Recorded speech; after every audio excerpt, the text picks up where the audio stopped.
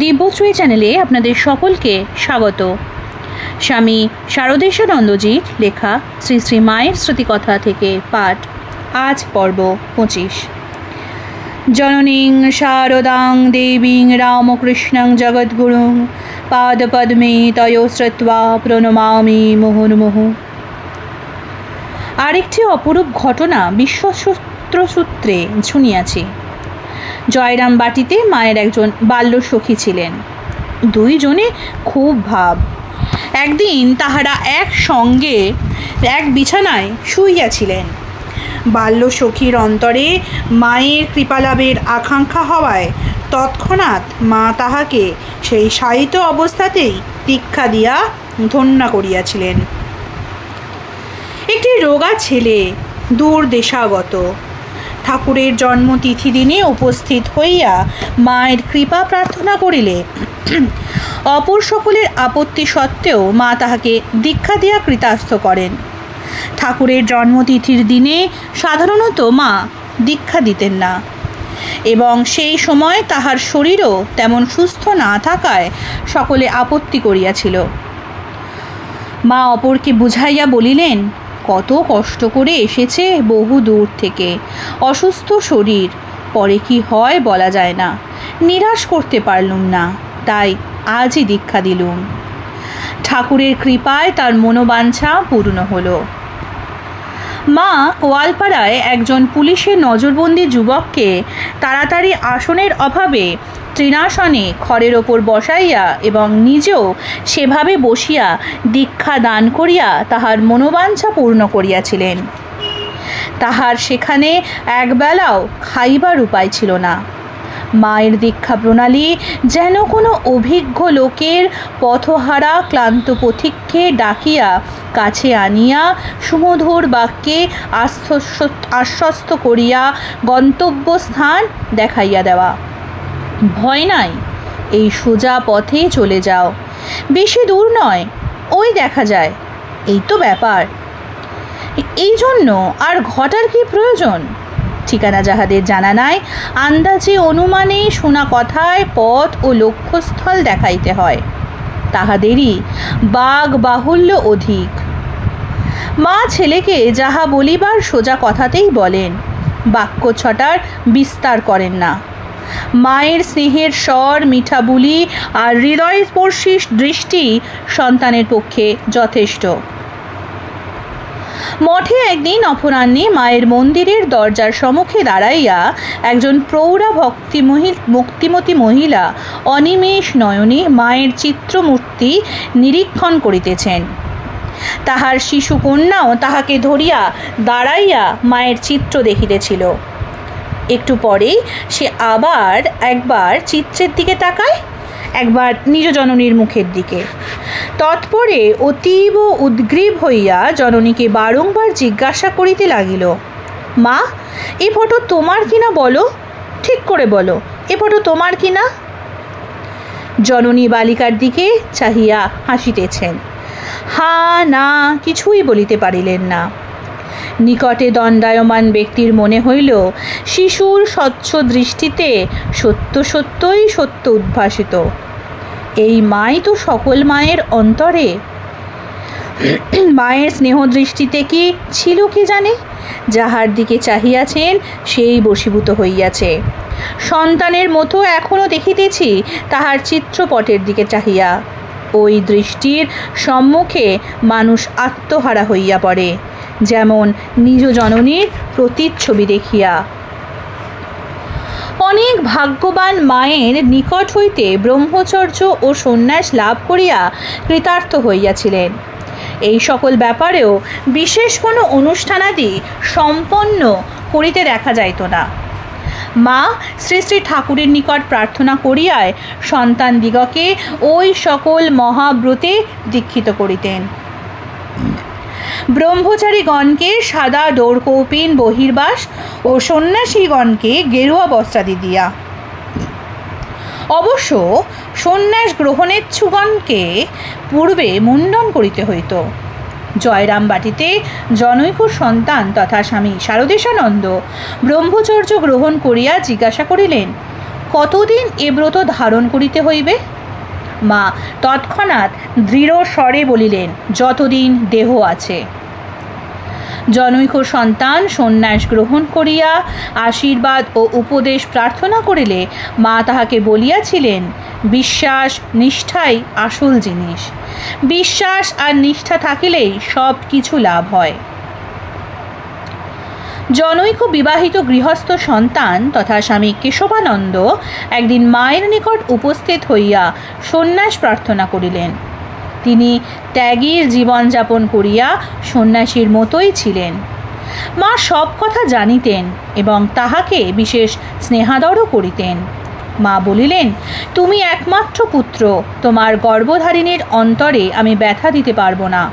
তুমি খুব অনুনয় বিনয় করিলে মা জানাইলেন, তাহার মা যদি সন্ন্যাস গ্রহণ করিতে অনুমতি দেন তবেই হইতে পারে, নতুবা নয়। তাহার গর্ভধারিণীও শ্রী শ্রী মায়ের পদাশ্রিতা, পরম ভক্তিমতী এবং ত্যাগ বৈরাগ্যপূর্ণা। তিনি পুত্রের উন্নতির পথে বিঘ্ন হইলেন না। স্বহস্তে বস্ত্রে গৈরিকে রঞ্জিত করিয়া সানন্দে অনুমতি দিলেন। পুত্রের মনোবাঞ্ছা পূর্ণ হইল। মায়ের শ্রীহস্ত হইতে তিনি গৈরিক বস্ত্র এবং তাহারই অনুমতি অনুসারে মঠে পূজ্যপাদ মহারাজের নিকট বিরজা হোম ও যজ্ঞপট্ট লাভ করিলেন। তাহার স্বাস্থ্য ভালো ছিল না, হাঁপানি রোগী, সময় সময় প্রাণসংকট দেখা যাইত। গর্ভধারিণী পুত্রকে সন্ন্যাসের অনুমতি দিলেও শ্রী শ্রী মায়ের পাদপদ্মে প্রার্থনা করিয়াছিলেন যেন পুত্রকে রাখিয়াই দেহত্যাগ করিতে পারেন, পুত্র শোক ভোগ করিতে না হয়। মা কৃপা করিয়া তাহার প্রার্থনা পূর্ণ করেন। পুত্রের দেহত্যাগের কিছুদিন পূর্বেই তিনিও দেহত্যাগ করিয়া বাঞ্ছিত লোকে গমন করিয়াছিলেন। আরেকটি সন্তান তথা স্বামী মহেশ্বরানন্দ মায়ের নিকট হইতে গৈরিক ধারণ করিয়া মায়ের বাড়ি ত্যাগ করিতে না করিতেই তাহার গর্ভধারিণী আসিয়া মাকে ধরিয়া পড়িলেন, তাহার পুত্র যাহাতে সংসারে ফিরিয়া যায়। তিনি খুব কাতর হইয়া কাঁদিলেন, প্রার্থনা করিলেন এবং অনুযোগও করিলেন। তাহার এই পুত্রের ওপরই সংসারের ভরসা, খুব রোজগারি ছেলে, যুবতী স্ত্রী ও সন্তান আছে, তাহারই উপর সকলের জীবিকা নির্ভর করে। মা সব শুনিলেন, সহানুভূতি করিলেন, কিন্তু নূতন সন্ন্যাসীকে গৃহে ফিরিয়া দিবার কথায় সায় দিলেন না। দৃঢ়স্বরে বলিলেন, সে তো ভালো পথে গিয়াছে, আর তোমাদের খাওয়া থাকার ব্যবস্থাও করেছে, দেখবার লোকও আছে শুনেছি, কাজেই আমি তাকে আবার ঘরে ফিরে যাওয়ার কথা বলতে পারবো না। জননী পুত্রকে গৃহে ফিরাইতে পারিলেন না বটে, কিন্তু মায়ের স্নেহাশীর্বাদে তাহার হৃদয় অনেকটা শীতল হইল এবং খুব আশা ভরসা লইয়াই তিনি গৃহে প্রত্যাবৃত হইলেন। সন্ন্যাস গ্রহণ করিলেও যতদিন গর্ভধারিণী জীবিত ছিলেন ততদিন পর্যন্ত মাতা ঠাকুরানীর অভিপ্রায়ানুসারে পুত্র জননীর সহিত শ্রদ্ধা ভক্তির সম্পর্ক ও জননীর সুখ স্বাচ্ছন্দ্যের প্রতি দৃষ্টি রাখিয়াছিলেন। মায়ের অপর আরেকটি সন্তান তথা স্বামী জগদানন্দ সুশিক্ষিত, সদ্বংশজাত, ভালো চাকরি করেন, বিবাহিত, ঘরে যুবতী স্ত্রী, প্রথম সন্তান সম্ভবা। স্বামী স্ত্রী দুজনেই মায়ের কৃপাপ্রাপ্ত। সন্তানের অন্তরে সন্ন্যাস গ্রহণের আগ্রহ অত্যন্ত প্রবল হওয়ায় চাকরি ত্যাগ করিয়া মায়ের নিকট জয়রামবাটি আসিয়া উপস্থিত। মায়ের নিকট তাহার অন্তরের আকাঙ্ক্ষা নিবেদন করিয়া তিনি সেই শুভদিনের প্রতীক্ষায় নিকটবর্তী নবাসন আশ্রমে অবস্থান করিতে লাগিলেন। মায়ের নিকট সদা সর্বদা যাতায়াতকারী তাহার বয়স্ক গৃহস্থ সন্তান কেহ কেহ ঘোর আপত্তি তুলিলেন। এইরূপ ব্যক্তির সন্ন্যাস গ্রহণ অনুচিত, শুধু তাহাই নয়, তাহারা তাহাদের মনোভাব মায়ের নিকট ব্যক্ত করিলেন এবং ওই ব্যক্তিকে সন্ন্যাস না দিবার জন্য প্রার্থনা জানাইতেও ত্রুটি করিলেন না। তাহারা প্রস্তাব করিলেন উনি যে কাজ করিতেন উচ্চ বিদ্যালয়ের শিক্ষকতা তাহা এই দিকেই জোগাড় করিয়ে দেওয়া হইবে। তিনি সেই কাজ করিলে বহু ছেলে মানুষ হইবে, সমাজেরও দেশের উপকার হইবে। বাড়িতে স্ত্রীর ভরণ পোষণের জন্য কিছু টাকা পাঠাইয়া দেওয়া হইবে, আর ঘরে ফিরিবার প্রয়োজন নাই। তাহার সন্ন্যাসের ব্যাপার লইয়া আলোচনা আন্দোলন চলিল। এইরূপ ব্যক্তিকে সন্ন্যাস দিলে সমাজের ভালো না হইয়া মন্দ হইবে, এইরূপ কাজ হইতে দেওয়া উচিত নহে, বাধা দেওয়াই কর্তব্য। এইসব কথা শুনিয়া মায়ের উক্ত সন্তানটির মনে ভীষণ উদ্বেগ উপস্থিত। নিরুপায় হইয়া কাতর অন্তরে শ্রী শ্রী ঠাকুর মার নিকট প্রার্থনা ভিন্ন আর গত্যন্তর দেখিলেন না। সেই নির্জন আশ্রমের পর্ণকুটিরে কোনো প্রকারে জীবন ধারণ করিয়া আশা নিরাশার উদ্বেগেই তাহার দিন কাটিতেছে। মধ্যে মধ্যে সেই আশ্রমের জনৈক সাধু তথা স্বামী জ্ঞানানন্দ, যিনি প্রায়ই মার বাড়িতে যাতায়াত করেন, তাহার নিকট মনোভিলাস ব্যক্ত করেন ও মায়ের নিকট তাহার জন্য প্রার্থনা করিতে বলেন। মা কয়েকদিন শুনিলেন, কিছুই বলিলেন না।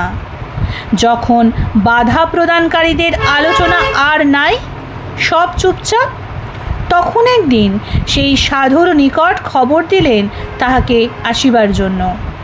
তিনি উৎকণ্ঠিত হৃদয়ে আসিলেন, কি হয় না হয়। কিন্তু স্নেহময়ী জননী প্রিয় সন্তানের অন্তরের আকাঙ্ক্ষা অপূর্ণ রাখিলেন না। তাহাকে গৈরিক বস্ত্র দিয়া স্বহস্তে সন্ন্যাসী সাজাইলেন। সেই মহাভাগ্যবান সন্ন্যাসী পরে বহুজন হিতায় বহুজন সুখায় সুদীর্ঘ জীবন যাপন করিয়া ঠাকুর মার মহিমা প্রচার করিয়াছিলেন বহু জিজ্ঞাসীর নিকটে। অনেক তাপিত প্রাণ সুশীতল করিয়াছিলেন।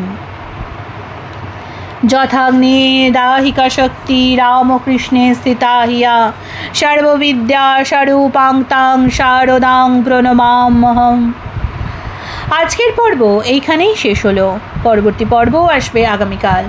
নমস্কার, সঙ্গে থাকুন, সুস্থ থাকুন, ভালো থাকুন। জয় ঠাকুর, জয় মা।